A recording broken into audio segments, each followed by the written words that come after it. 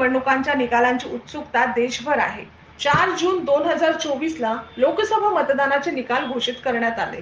या निकालात महाविकास आघाडीने चांगली कामगिरी केली तर महायुतीला जबरदस्त धक्का बसला आहे। महाराष्ट्राचे लक्ष वेधून घेतलेले काही निकाल पुढील प्रमाणे। बारामतीमधून सुप्रिया सुळे विरुद्ध सुनेत्रा पवार उभ्या होत्या, त्यामध्ये सुप्रिया सुळे यांचा विजय झाला आहे।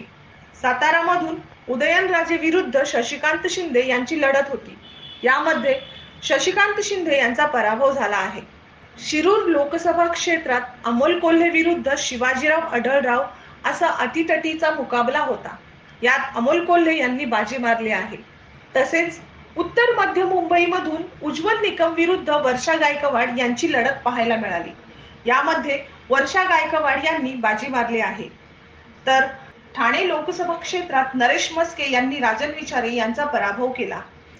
बीड मधून पंकजा मुंडे यांना हरवत बजरंग सोनावणे यांनी विजय संपादन केले। तसेच मुंबई नॉर्थ ईस्ट मधून संजय दीना पाटील यांनी मिहिर कोटेचा यांचा पराभव केला। चंद्रपूर मधून प्रतिभा धानोरकर यांनी सुधीर मुनगंटीवार यांचा पराभव केला।